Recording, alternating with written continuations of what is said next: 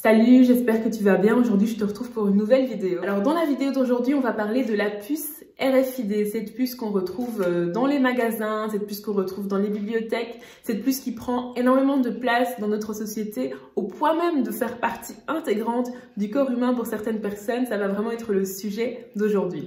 Cette vidéo va être divisée en plusieurs parties. La première partie va concerner la puce RFID elle-même, donc concrètement, qu'est-ce que c'est, comment ça marche. La deuxième partie de la vidéo va concerner les contextes dans lesquels on utilise cette puce aujourd'hui. La troisième partie de la vidéo va concerner spécifiquement le fait que cette puce soit utilisée comme puce sous-cutanée et on va voir est-ce que dans certains pays c'est quelque chose qui fait partie de la vie quotidienne ou pas. Et enfin, la dernière partie de la vidéo concernera tout simplement la Bible. Donc, est-ce que la Bible nous parle de cette puce ou pas? Qu'est-ce qu'en dit la parole de Dieu? Alors, si c'est la première fois que tu es sur la chaîne, je te souhaite la bienvenue. Je m'appelle Esther, n'hésite surtout pas à t'abonner et je te retrouve tout de suite.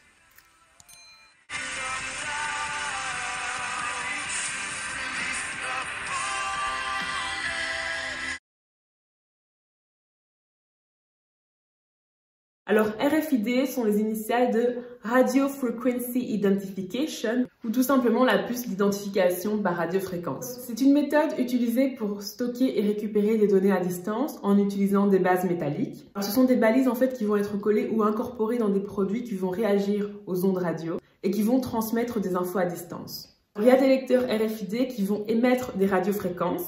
Ces radiofréquences vont être destinées à activer des puces RFID qui se trouvent dans les environs, que ce soit à quelques centimètres ou à quelques mètres. À la base, c'est un procédé qui a été utilisé dans le domaine militaire de façon confidentielle, notamment lors de la Deuxième Guerre mondiale. Mais à partir des années 2000, c'est quelque chose qui s'est vraiment popularisé. Et on va d'ailleurs voir dans quel contexte est-ce qu'on le retrouve dans la société.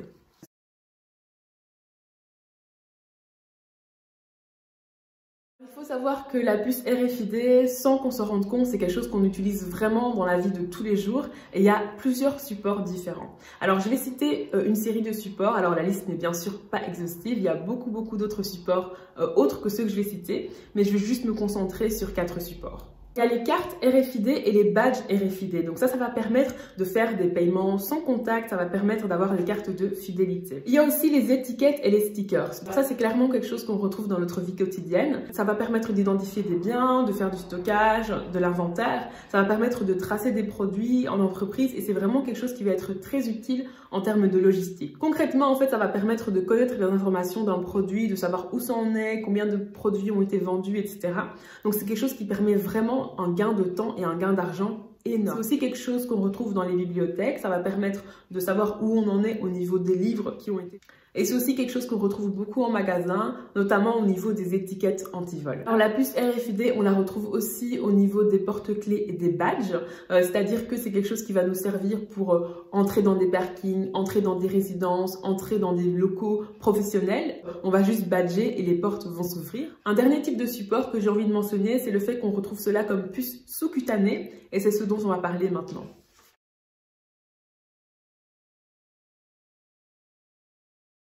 Il faut savoir que la puce RFID, c'est possible de réduire sa taille au point qu'elle est la taille d'un grain de riz. Et c'est exactement comme ça qu'on va l'intégrer dans le corps humain. En général, on va l'intégrer entre le pouce et l'index grâce à une seringue. Et ce que les gens disent, en fait, c'est que c'est pas spécialement visible à l'œil nu. Par contre, on peut le sentir au toucher. Alors, est-ce qu'il y a des pays qui utilisent la puce RFID et si oui, dans quel contexte? Alors oui, il y a des pays qui utilisent la puce RFID et un des pays qui a énormément avancé en la matière, c'est en Suède. En Suède, il y a des milliers de personnes qui se sont fait insérer une puce RFID dans leur corps. Et cette puce leur sert dans la vie quotidienne pour monter à bord d'un train, pour rentrer dans les locaux de leur lieu de travail, pour accéder à la salle de sport, pour allumer la photocopieuse sur leur lieu de travail, etc.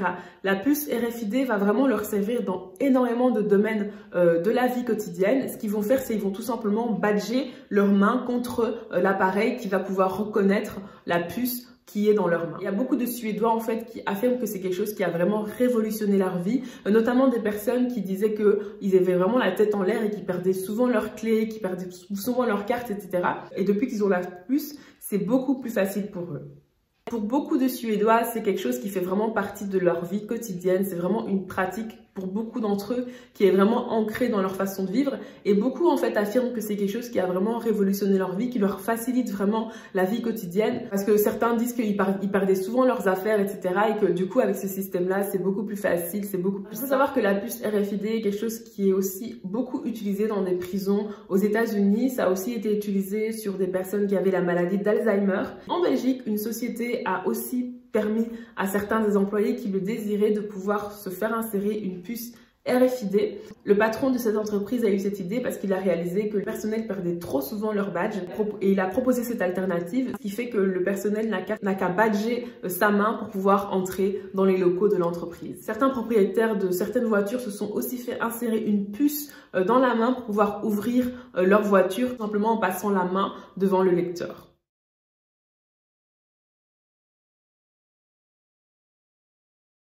Maintenant, j'aimerais t'emmener dans la parole de Dieu. Alors, dans le livre d'Apocalypse, à partir du chapitre 13, « Et il lui fut donné d'animer l'image de la bête, afin que l'image de la bête parlât, et qu'elle fit que tous ceux qui n'adoreraient pas l'image de la bête fussent tués.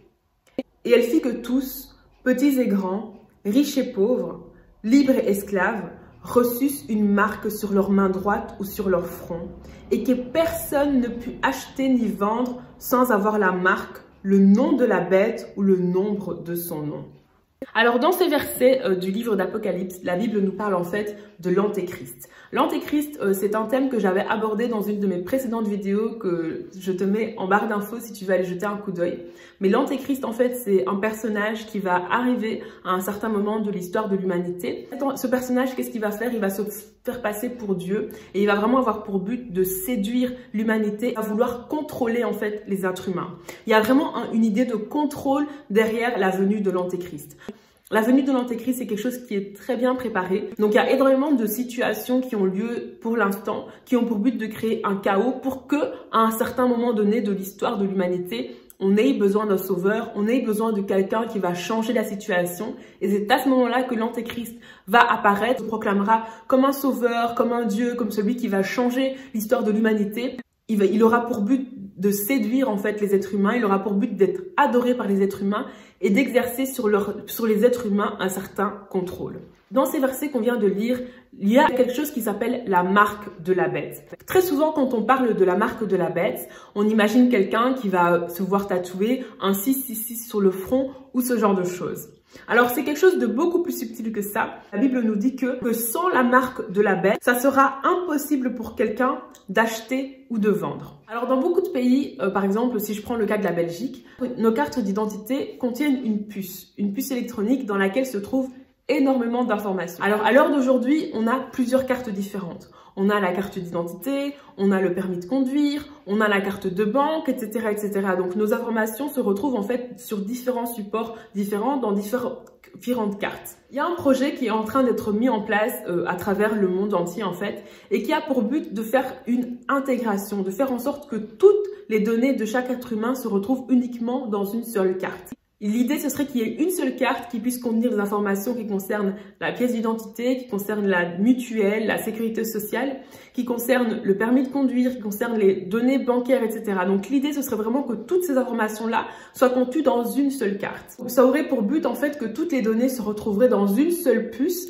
et ne seraient pas éparpillées dans plusieurs puces et plusieurs cartes différentes. Ça, c'est vraiment la première phase du projet. Les conséquences de cette première phase, donc les conséquences du fait de regrouper toutes les données en une seule puce, en une seule carte, ce serait qu'une seule carte serait suffisante pour faire toutes les opérations. Pourquoi? Parce que si on veut aller chez le médecin, il suffirait de présenter la carte où il y aurait toutes les informations. Le médecin aurait directement accès à nos données de santé. Si on veut aller à la banque, il suffit de présenter cette même carte où il y aurait nos données bancaires. Si on veut acheter dans un magasin, il suffit de présenter cette même carte où il y a toutes nos données bancaires. Si on doit présenter sa pièce d'identité, il suffirait de présenter cette même carte qui regroupe en fait toutes les informations, y compris nos informations d'identité. Donc toutes les informations qui concernent une personne seraient regroupées dans une seule carte unique. Une autre conséquence de ça, c'est que les billets de banque seraient de plus en plus inutiles parce que, étant donné que tout serait informatisé, que tout serait au sein d'une même carte, forcément, on aurait de moins en moins besoin de billets de banque et donc les billets de banque finiraient finalement par disparaître et on utiliserait uniquement notre carte de banque dont les données seraient insérées dans une seule carte unique qui concernerait toutes nos informations. Ça concerne la première phase du projet qui est en train d'être mis en place. Alors la deuxième phase du projet, ce serait de venir avec une autre évolution par rapport à ça. Alors, suite à la première phase, on se retrouverait avec une seule carte. Une seule carte qui contiendrait toutes nos informations. Ce qui, quelque part, peut sembler quelque chose de très utile parce qu'au lieu de se balader avec plusieurs cartes, on aurait une seule carte et en fait, on aurait une seule puce qui concernerait toutes nos informations. Non, le problème qui pourrait se poser, ce serait quoi? Ce serait que, à cause du fait qu'on se retrouve avec une seule puce, donc une seule carte, le risque est que si jamais on perd cette carte, on devrait la refaire. Mais le problème, c'est que le temps de refaire cette carte, on se retrouverait embêté parce que toutes nos informations seraient bloquées et on serait totalement bloqué dans la vie quotidienne. Pourquoi? Parce que la carte serait inaccessible puisque perdue. Qu'est-ce qu'on va nous proposer? De tout simplement réduire la puce, de réduire la puce à une taille de grain de riz, de réduire la puce à un niveau si petit qu'elle pourrait être insérée en nous, ce qui ferait qu'on n'aurait aucun risque de la perdre, qu'on n'aurait aucun risque de l'égarer parce qu'elle serait tout le temps sur nous. Non seulement il y aurait cet aspect-là où on ne pourrait plus perdre la carte parce qu'elle serait toujours sur nous, donc on n'aurait aucun souci à ce niveau-là, on ne serait pas inquiet de la perdre, on n'aurait pas besoin de la chercher parce qu'on l'aurait toujours sur nous. Et étant donné que c'est une carte qui contient quand même toutes nos informations, toutes nos données, quoi de plus pratique de l'avoir sur nous? Mais en plus, ça pourrait aussi être pratique en termes de sécurité. Pourquoi? Parce que ce serait tellement facile de retrouver quelqu'un, ce serait tellement facile de pister quelqu'un, ce serait tellement facile de savoir qui était où, à quelle heure, de savoir qu'est-ce que telle personne a fait à tel moment, de savoir suite à ce kidnapping, où est cette personne, suite à ce meurtre, où est cette personne. Ce serait tellement facile d'avoir ces informations. Pourquoi? Parce que à partir de la puce qui serait insérée dans chaque personne, on pourrait savoir où se trouve chaque être humain à quel moment. Voilà un projet qui est en train d'être travaillé dans les coulisses, lentement mais sûrement. Le projet qui a pour but, premier lieu, de réunir toutes les cartes en une seule, de réunir toutes les données de chaque individu dans une seule puce qui serait contenue dans une seule carte, mais par la suite, de réduire cette puce à la taille de grain de riz, de convaincre les gens qu'il faudrait insérer cette puce en nous pour que nous n'ayons pas à la perdre, pour que nous ayons toujours nos données sur nous et pour que nous puissions toujours être localisés, ce qui serait un gage de sécurité dans le monde dans lequel on vit avec toutes les choses qui peuvent se passer. Alors, si on revient sur le verset nous dit que personne ne put ni acheter ni vendre sans avoir la marque, le nom de la bête ou le nombre de son nom. Alors concrètement, acheter ou vendre, acheter en fait c'est tout simplement faire un échange. Et l'échange qui permet d'acheter ou de vendre, c'est un échange d'argent. Parce que je donne à quelqu'un de l'argent, je reçois quelque chose en échange. Aujourd'hui, les deux moyens principaux qu'on utilise, c'est le paiement par carte ou le paiement par espèce. Si on arrive à ce procédé où finalement, on ne peut payer que par carte parce que les billets ont disparu, étant donné qu'il y a eu cette intégration où toutes les cartes se réunissent dans une seule carte, où toutes nos informations se réunissent dans une seule puce. Ça veut dire que uniquement la puce pourra nous permettre d'acheter et de vendre. Ce sera le seul moyen d'acheter et de vendre. Maintenant, si on réduit cette puce à la taille de grain de riz et que cette puce est censée être intégrée dans notre corps et que c'est au travers de cette puce qu'on pourra faire tout, aller chez le médecin, aller à la mutuelle, montrer la preuve de notre permis de conduire et également payer des choses, acheter des choses dans des magasins, ça signifie que sans cette puce, on ne peut plus acheter ni vendre. Parce qu'à ce moment-là, bien précis, les billets auront disparu, vu qu'ils ne seront plus d'aucune utilité, vu que tout se fera au niveau de la carte de banque. Et donc, la seule possibilité qui nous restera, ce sera d'acheter et de vendre avec la puce intégrée. Alors, peut-être que dans un premier temps, cette puce sera juste facultative, comme par exemple aujourd'hui en Suède. C'est quelque chose qui est tout à fait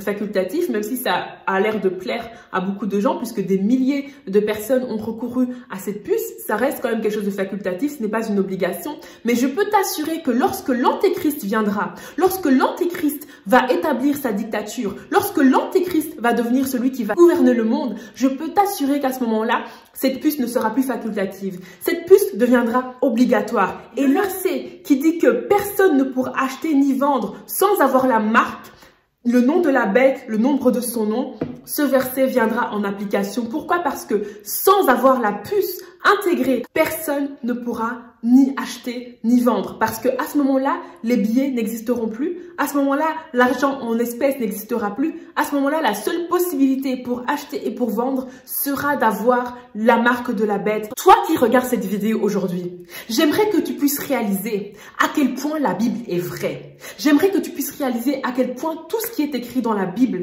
est vrai. J'aimerais que tu puisses réaliser à quel point la parole de Dieu est vraie. J'aimerais que tu puisses réaliser à quel point un jour, un antéchrist viendra. Un jour, un antéchrist va établir une dictature sur le monde. Un jour, un antéchrist viendra et il va gouverner le monde. Sache que tout ce qui se passe aujourd'hui, sache que tous les problèmes qu'on peut voir, que ce soit des épidémies, que ce soit le racisme, que ce soit les guerres, que ce soit les séismes, que ce soit les catastrophes naturelles, sache que la Bible nous parle de toutes ces choses. Mais la question que j'aimerais te demander, alors que je suis en train de te montrer à quel point la Bible est vraie, alors que je suis en train de te montrer à quel point tout ce qui est écrit dans la parole de Dieu est vrai, alors que je suis en train de te montrer, au travers de la parole de Dieu, à quel point toutes ces choses vont finir par arriver, j'aimerais te demander où est ta relation avec Dieu? Où tu en es dans ta relation avec Dieu?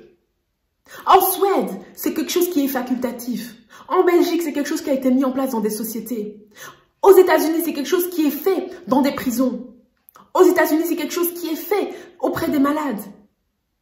C'est quelque chose qui est peut-être facultatif aujourd'hui. Mais comment ce sera dans 10 ans? Comment ce sera dans 20 ans? Comment ce sera dans 50 ans? Regarde sur Internet.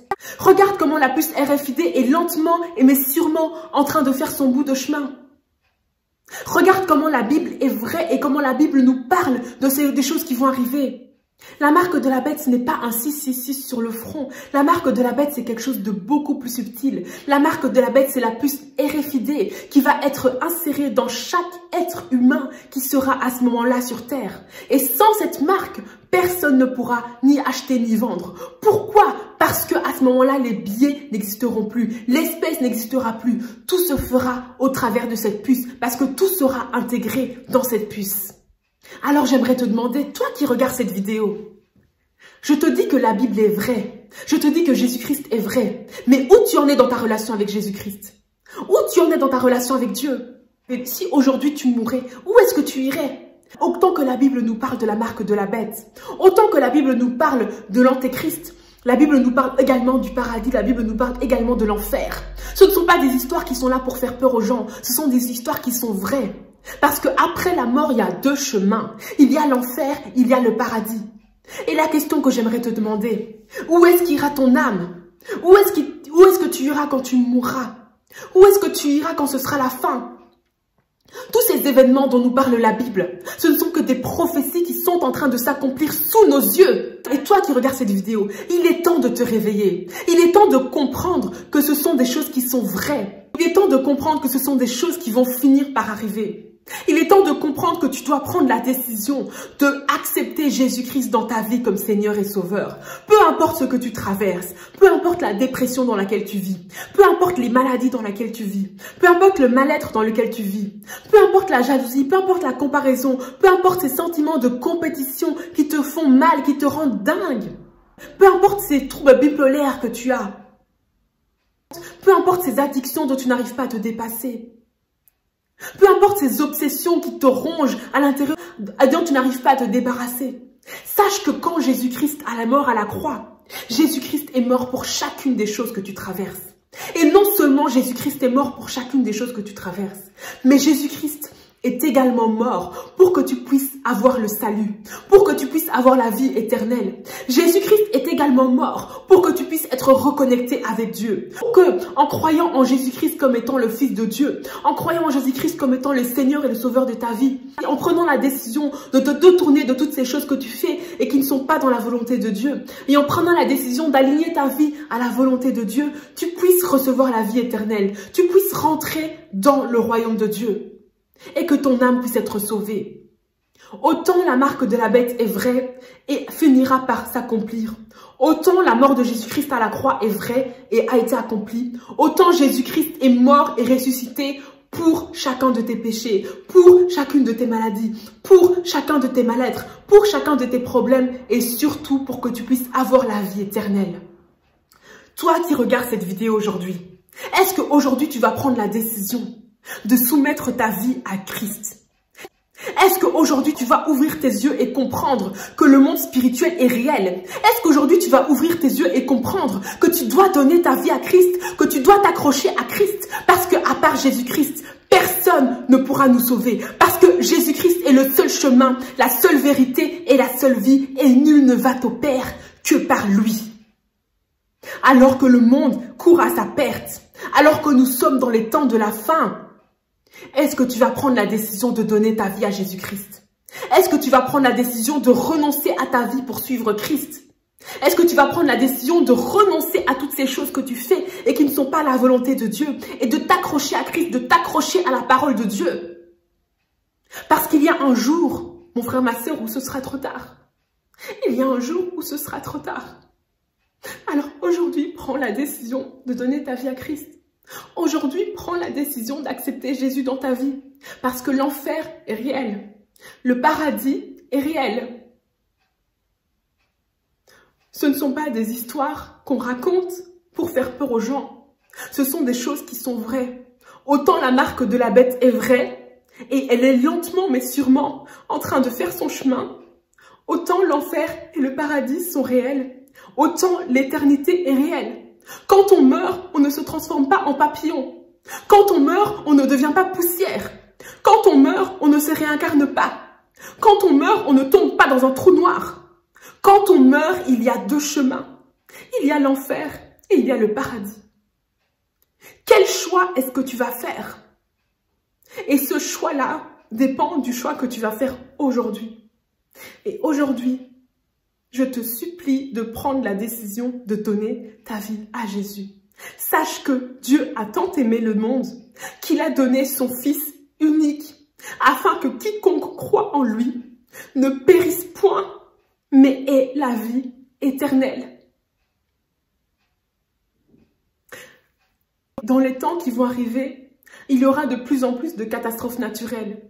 Il y aura de plus en plus d'épidémies. Il y aura de plus en plus de problèmes entre les pays. De plus en plus de guerres et de bruits de guerre. Parce qu'il y a un chaos qui est en train de te préparer. Un chaos qui est là pour préparer la venue de l'Antéchrist. Alors, prends la décision de donner ta vie à Jésus. Prends la décision de soumettre ta vie à la volonté de Dieu. Prends la décision de croire que oui, Jésus-Christ est mort pour toi à la croix. Oui, Jésus-Christ est mort pour tes péchés. Il est mort pour ton mal-être. Il est mort pour tes maladies. Il est mort pour tes addictions. Il est mort pour ta dépression. Il est mort pour toutes ces choses pour que tu n'aies plus à les vivre et que tu puisses avoir ton âme sauvée. Alors, si tu crois en ça, si aujourd'hui tu prends la décision de donner ta vie à Christ, tu peux faire cette prière. Seigneur Jésus, je crois en toi. Je crois que tu es le Fils de Dieu. Je crois que tu es mort pour moi à la croix. Je crois qu'au 3e jour, tu es ressuscité. Et aujourd'hui, je prends la décision de faire de toi le Seigneur et le Sauveur de ma vie. Je t'accepte dans ma vie comme Seigneur et Sauveur. Amen. Si tu as pris cette décision, je rends gloire à Dieu pour ta vie. Je vais prier pour vraiment sceller cette décision. Seigneur, je te remercie pour ce frère, cette sœur qui vient de rentrer dans le royaume de Dieu, qui a pris aujourd'hui la décision de t'accepter dans sa vie comme Seigneur et Sauveur. Seigneur, que tu puisses guider cette personne vers les personnes qui vont l'aider à grandir dans sa foi. Que tu puisses guider cette personne vers une église où elle va pouvoir être épanouie, grandir dans sa foi et rentrer dans sa destinée. Je prends autorité contre tout mensonge de Satan. Je prends autorité contre tout mensonge de l'ennemi dans le nom de Jésus-Christ. Dans le nom de Jésus-Christ, je me lève contre tout doute que viendrait insérer Satan dans son âme, dans le nom de Jésus-Christ, et que ta volonté uniquement soit faite dans le nom de Jésus. Amen. Si tu veux me poser des questions par rapport à ce que tu viens de faire, si tu veux me poser des questions par rapport à la vidéo de façon générale, si tu veux commenter la vidéo de façon générale, tu peux le faire. Tu peux faire tout ça en commentaire de cette vidéo. Tu peux aussi m'envoyer un email. Tu peux aussi me contacter sur Instagram ou sur Facebook. Je me ferai un plaisir de te lire et de te répondre. Et si toi qui as regardé cette vidéo, tu étais déjà chrétien, tu avais déjà une relation solide avec Dieu, je t'encourage à comprendre à quel point c'est important de t'accrocher à Christ. Ne te laisse pas distraire, accroche-toi à Christ. Fais de ta destinée une priorité. Découvre ton appel, découvre ta destinée. Rentre dans ta destinée, fais de ça une priorité pour ta vie. Et je t'encourage à faire vraiment du salut des âmes une priorité parle de Jésus-Christ autour de toi.